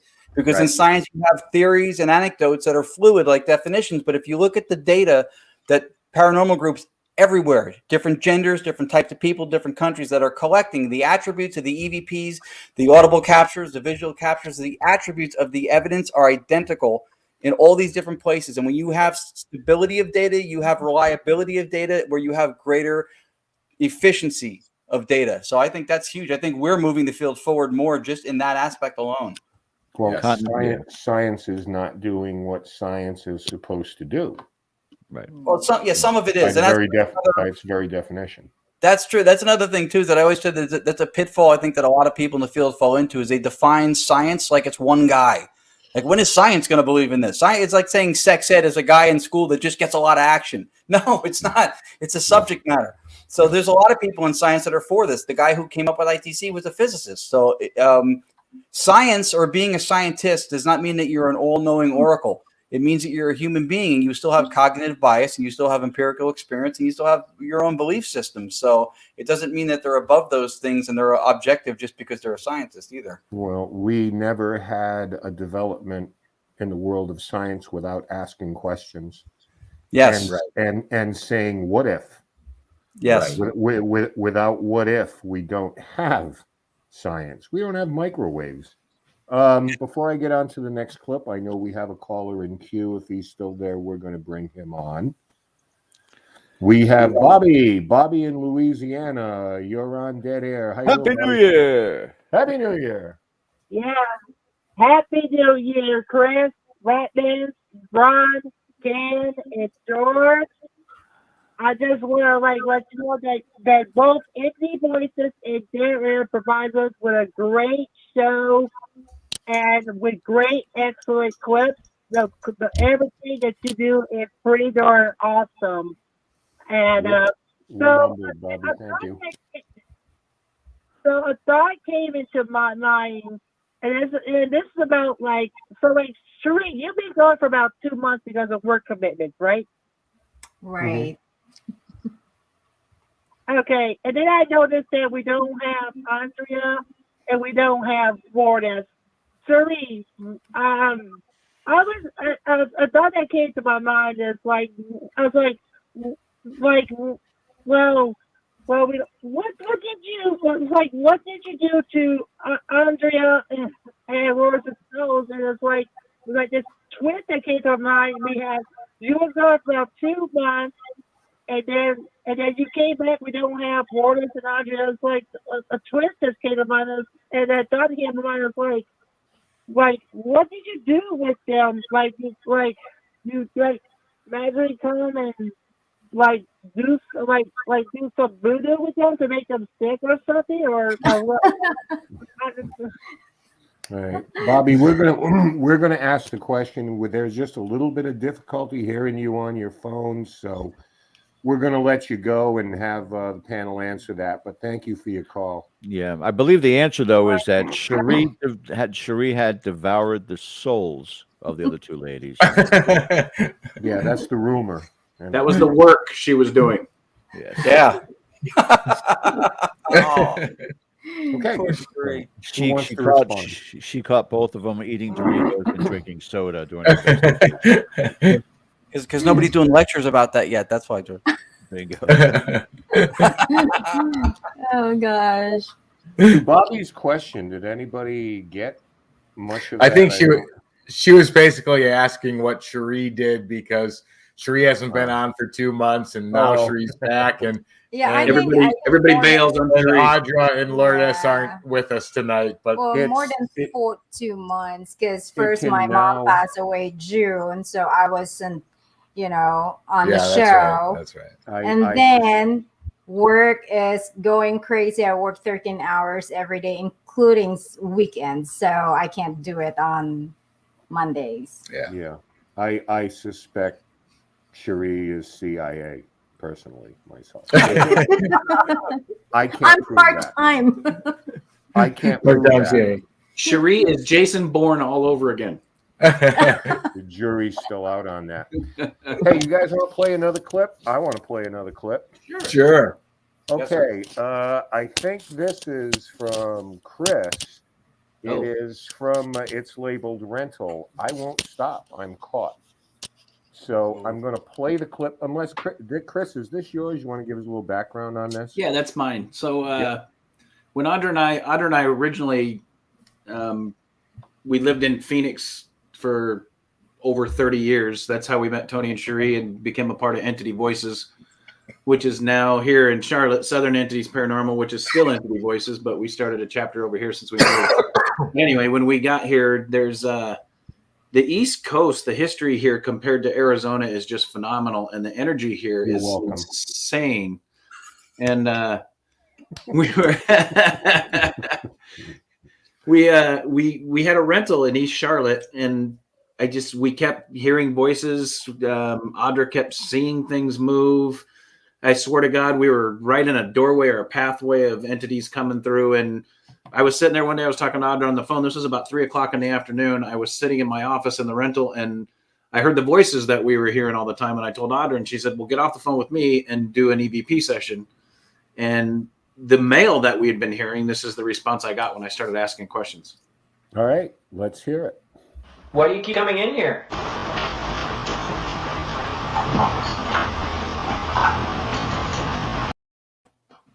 I'm going to play that one more time. Why do you keep coming in here?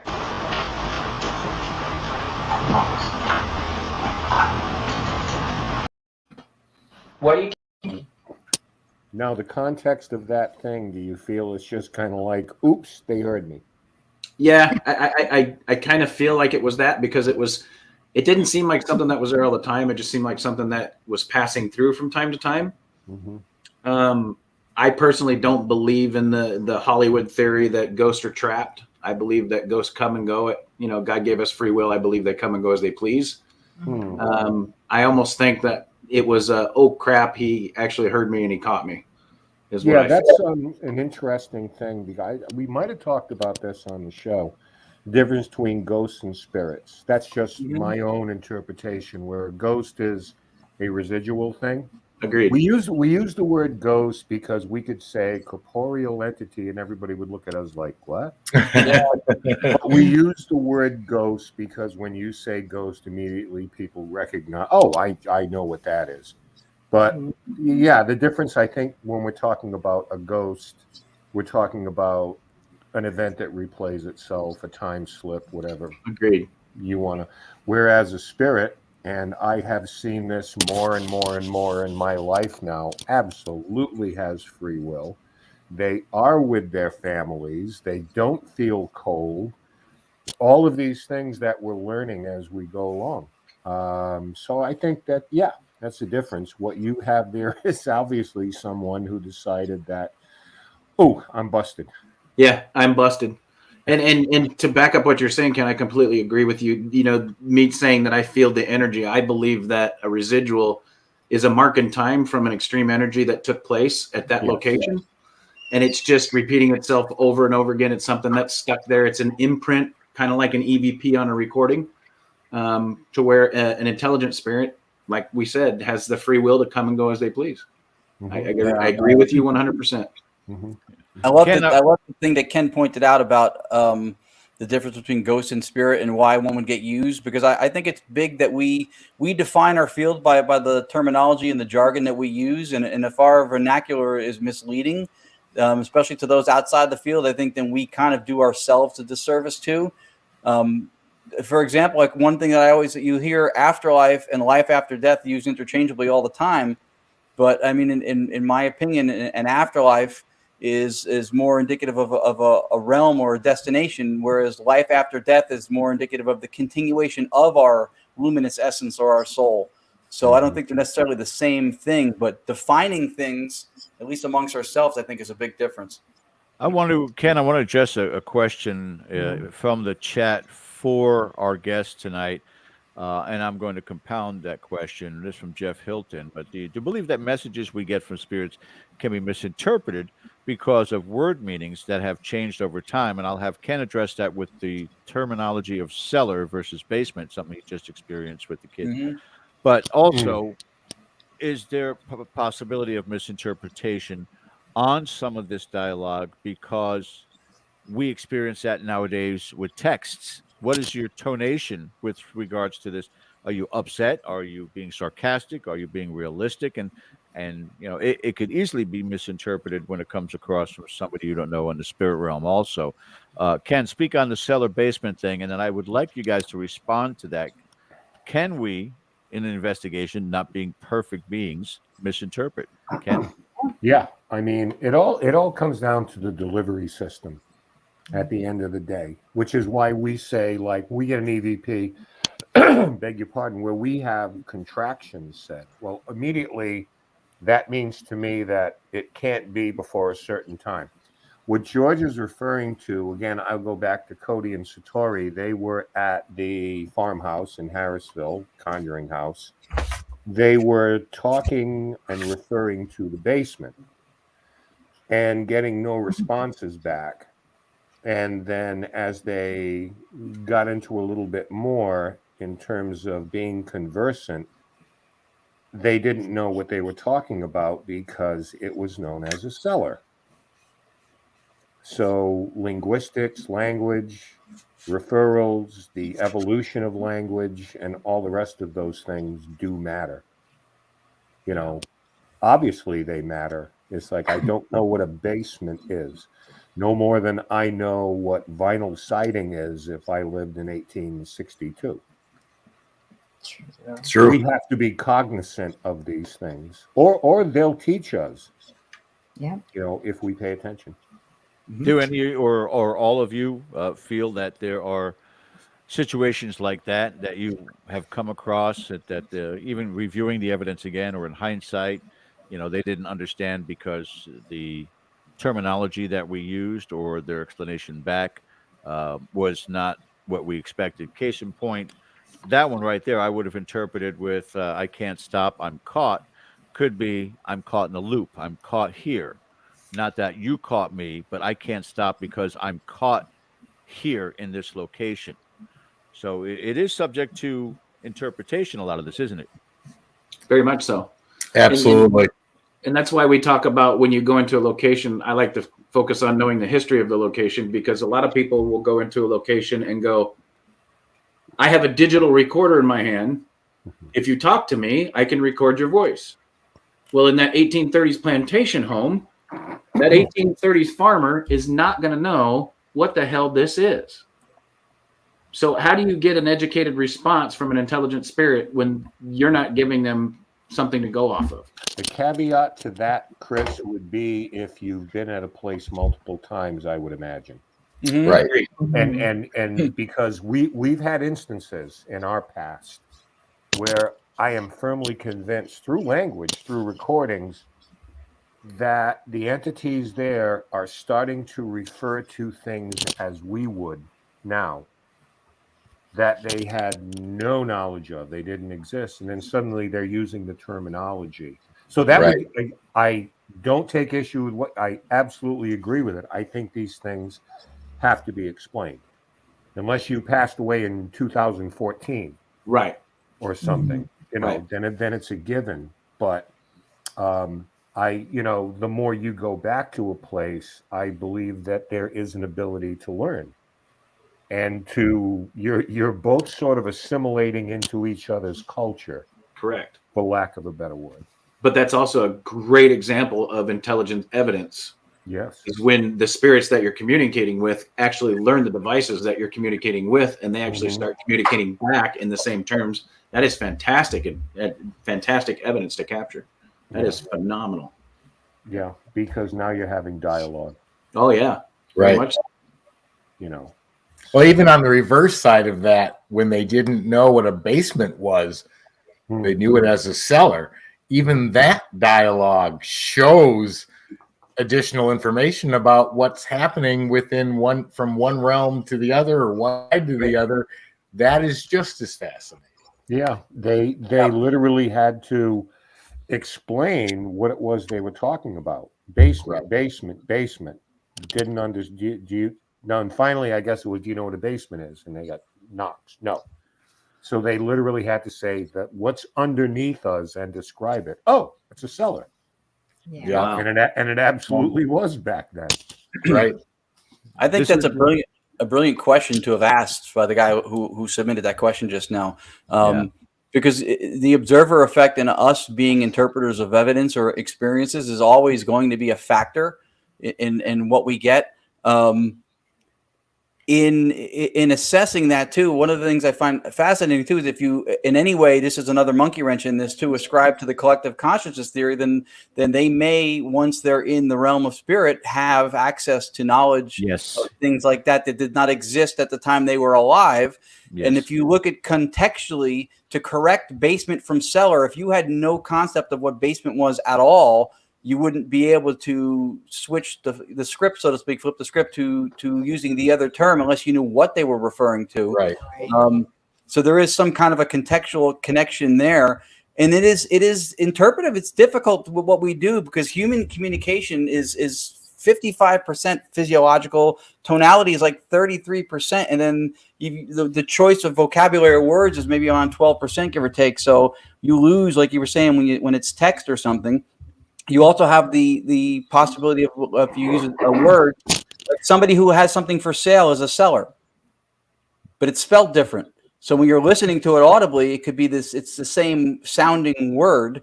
Right. We did on the 4-mansion tour. I asked a question about, we were at Kingsland Manor in the basement. It was one of the places that was in operation during Prohibition. So I asked if alcohol was legal or not legal. I did not ask if it was legal or illegal because I felt like illegal coming through might sound the same. But the word not, even if you just got not, would be indicative of a negative versus saying it's legal by itself. So why don't we hear that clip right now? Oh, is that what you have that one? Let's play it as a reference to that. Doesn't get any better. Doesn't get any better than that. Can you give me a name? What's your name?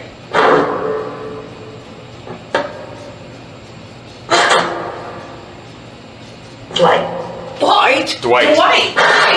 Hello, Dwight. How are you? Perfect. Is it legal or not legal to drink?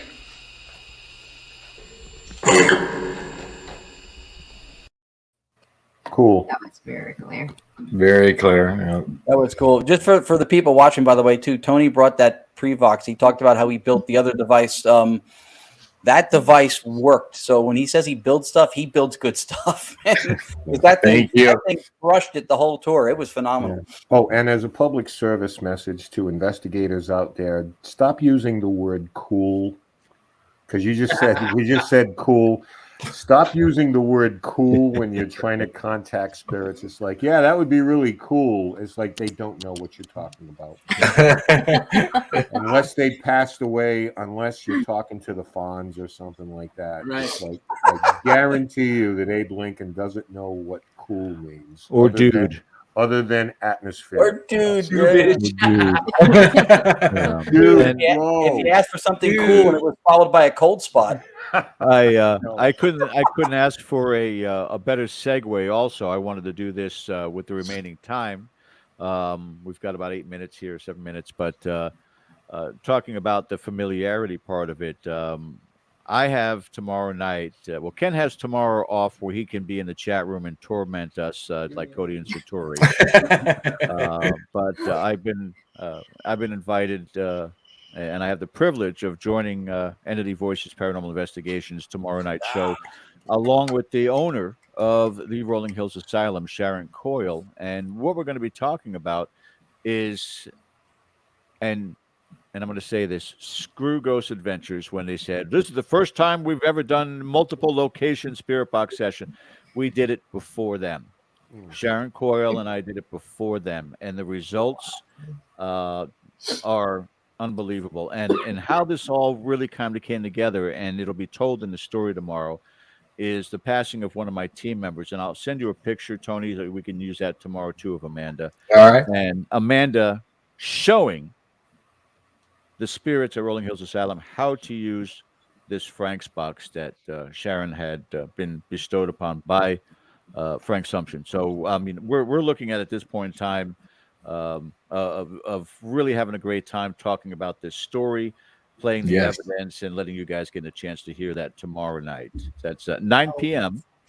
Eastern time. Yep. Yes, Looking forward to it. Very much. Honor for us to have you again. Honor for having you. Yep.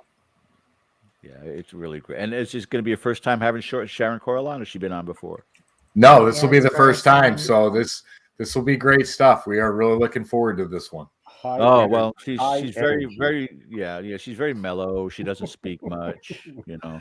God bless that woman. God bless that woman. She is total energy. Amazing. So you know, I'm looking forward to it as well.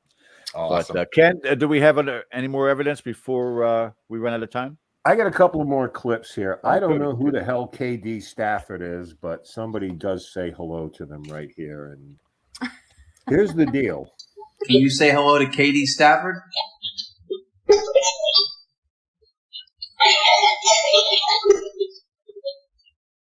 Can you say his name if you know him? KD? That was a direct radio voice. I did that. That was in. I'll show you the radio I used when I did it. That was in the Luxor Hotel in Las Vegas. We went to the Para-Unity conference, and I ran direct radio voice in the room. And that was with this. It was on a shortwave frequency. No, actually, it was on long wave, 200 kilohertz. You guys are like Batman. Do you have like a utility belt with all this stuff on it? That's why I'm sitting down. Pulling out K2 meters, and it's like, and here's the device I use. It's all in his lap. That is so cool. It speaks to the house not being that big and everything's around me. Yeah, that was a direct radio voice. Katie Stafford is a brilliant ITC builder. He builds ghost boxes. He's been featured on Ghost Brothers, I think, a couple times. And I thought he was supposed to, I don't know what changed, to appear at the Para-Unity conference in Vegas. So I asked I've asked if spirits know Tony before, and I've of course gotten yes. And so they said, who's KD? And then somebody said his name, and then I asked for it again because I hadn't heard it. And then they said KD real clearly at the end of it. And that's just on an empty long wave frequency. It was pretty cool. That is awesome. Yeah, it is. That is awesome. I have one more here, and I would like to Yeah, we're getting a word from Bill. 5 minutes. Yes, I know. We got it. Not Bill. I'm going to play an oldie but a goodie, and this is a great way of ending this up tonight. It's visual, and we can speak over this. Tony, I'm going to leave this to you. It's Phelps Dodge and the shadow figures, and it's a great way to go out. So you will be able to speak over this, so take a stroke. All right. Okay, well, Cherie and I spent the entire night, and the video DVR was running, and we watched it the next day or two after, and this shadow figure walks out into the hall, walks away from the wall, turns around, goes back into the room of which it came. This is on the second floor of the hospital, so there is no way for anyone to be outside of the light showing in through the window and reflect or make these shadows. So we cannot identify where these came from, and we actually can show us on the other camera, because the room we slept in on the other end of the hospital shows us asleep. So let me add to that a little bit too. So we've been to this location hundreds of times. That floor, so the building actually faces northeast. So as the sun comes up, the light comes through a big 8-foot by 10-foot glass block window in the surgery center. Mm-hmm. And technically that side of the building is 3 stories. Yeah. And there's nothing outside that window. It's a straight drop down 30, 35 feet. There is no possible way that shadow is being cast from outside of the building. That's being, and if you look at that video that Tony produced there, the shadow actually pulls away from the wall. It's not the typical action a shadow would make. That is phenomenal. Plus we had a FLIR camera running as well, and we rigged it so the DVR recorded what the camera was capturing. And it's funny because there is absolutely no disturbance on the FLIR camera at all. Paradox. You can see it on the DVR, the shadow figure, but it does not show a disturbance on the FLIR. Yeah, I'm going to make 2 comments on that video. One, and I've used this term a lot of times before, that is nowhere near pedestrian level evidence whatsoever. That is as good as it gets on a visual standpoint. Second of all, to circle back to the beginning earlier when we were talking about the whole everybody singing Kumbaya, ghosts are real, it's been proven, let's move on.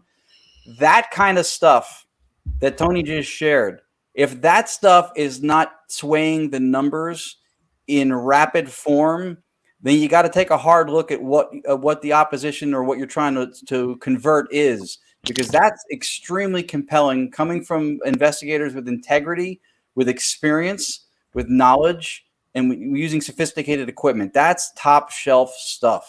You know, but to wrap that thought up, unfortunately, what we work against is, and I've said this before, one hoax can undo 100 pieces of good evidence. Unfortunately, we're being conditioned through social media, TikTok, and the capabilities people have of video to just the desire to fool us. So when something comes along and bites you on the ass, you shake it off, shrug it off, and go on your way. It's unfortunate.